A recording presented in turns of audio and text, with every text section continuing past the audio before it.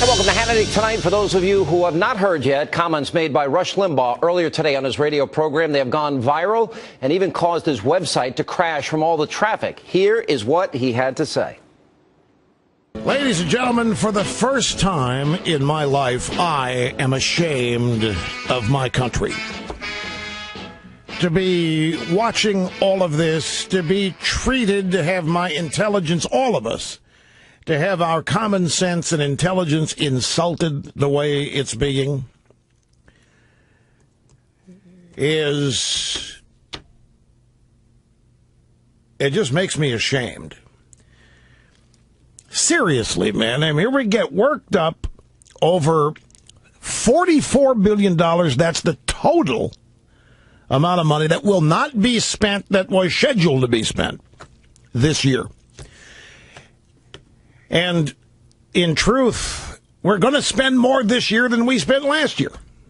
We're just not going to spend as much as was projected. It's all baseline budgeting. There is no real cut below a baseline of zero. There just isn't. And yet, here they come. Sucking us in, roping us in. Panic here, fear there.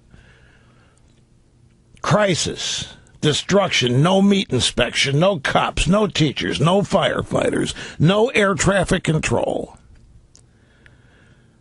I'm sorry, my days of getting roped into all this are over. We have the media play along with all this. The ruling class, both parties, play along with all this. It's insulting. I don't know how else to describe it. I'm into my 25th year. I can't tell you the number of times this hit me yesterday. I've said the same things over and over for 25 years. That whether the Clinton presidency or the Obama presidency, whether it's a Pelosi speakership or Tom Foley, who was speaker when I started, it's the same stuff. It's the same threats. It's the same arguments over and over. Nothing ever changes. We just keep spending more money, we create more dependency, we get more and more irresponsible, one crisis to the next, all of them manufactured, except for the real crisis, which nobody ever addresses, and that is, we can't afford any of this.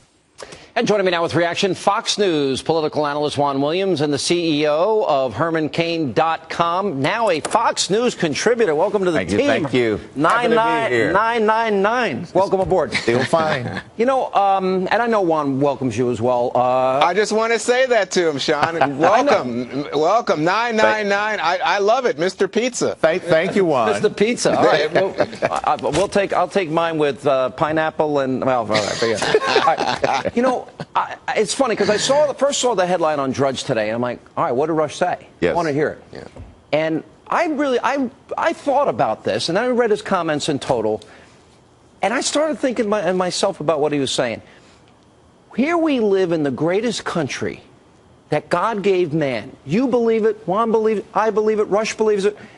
It is embarrassing, Herman, that so many people are suffering needlessly. It's embarrassing with our wealth and all we have that 50 million Americans are on food stamps. 1 in 6 Americans are in poverty. It's embarrassing we import oil when we have more oil than Iran, Iraq, and Saudi Arabia combined. It's embarrassing when the president is a demagogue and goes around the world apologizing for America.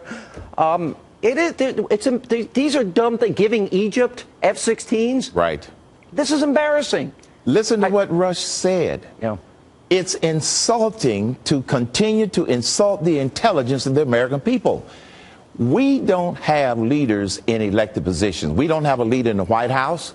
We have a politician that's more concerned about popularity, and he intentionally and deliberately, along with the Democrats, deceived the American people. That's what Rush is saying he's embarrassed about. It is outright deception. Yep. And I don't have a problem with what he said. He also said it's insulting to not believe that most of the American people have some common sense. Look, 51% of the voters elected Barack Obama. 49% of us are not that stupid. That's what he was saying.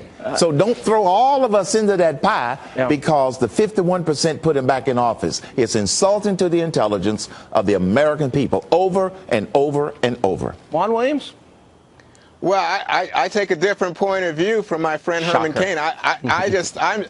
I'm one of these guys, and I thought the two of you were who love America. And, so does Rush. Rush loves America first. So, look, you know Rush what? America makes too. mistakes. I don't care if you've got a right-wing president, a left-wing president. This is America. This is the land of greatest opportunity. There's nothing to be ashamed about. If you want to blame America first, if you want to be part of that crowd, maybe you want to go to Hollywood and join those celebrities who say they're going to leave the country if their candidate doesn't win the election. And, when I hear from Rush Limbaugh, Limbaugh's always saying, oh, you know what? I hope he fails. Remember when he said that about Obama? I don't hope America fails. No, that's not and what I'm not ashamed of America. I did the interview with him when he said it. Excuse me. Well, I mean, it's just nuts. And then, socialism last will week, always fail was his point. I mean, liberals never understand Russia. It frustrates me. All right, Juan, you're so outraged. Now I've got the intellectual honesty test for you. Not once, but twice. We have the tape. Let's listen to what Michelle Obama said about America. Sure. And let me tell you something. For the first time in my adult life, I am proud of my country because it feels like hope is finally making a comeback. For the first time in my adult lifetime, I'm really proud of my country. And not just because Barack has done well, but because I think people are hungry for change.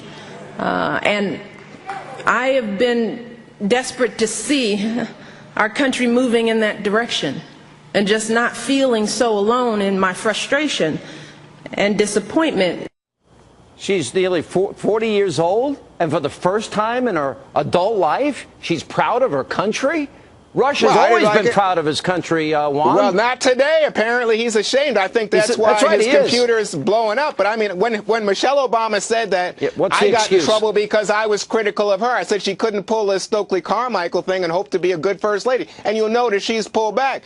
But that's not the point here tonight. The point is, as we deal with this sequestration issue, Sean, we have to say, how do we get a deal? Not start turning on each other and pointing fingers and saying you're ashamed of America. Of the United States of America, Mr. I want to travel $180,000 an hour, that he can't cut, we're going to spend more money this year, as Rush just said, than we spent last year, and yet they're demagoguing this issue, putting fear into the hearts of the American people, and frankly, outright lying, while he's still stealing from our children 46 cents of every dollar that we borrow. What's the lie about losing 1.4 million jobs? That's no lie. That's a reality. That's a lie. One. Oh, gosh. All right, one. For a moment, just listen, okay? I know it's difficult, my brother, but just listen. I am embarrassed that we have an administration that ignores the debt, ignores an economy that's struggling. Remember, it contracted in the last quarter. It is predicted to contract some more in the first and second quarter. Ignoring 23 million people who are out of work, ignoring the fact that unemployment rates are going to go up, ignoring $86 trillion in unfunded liabilities.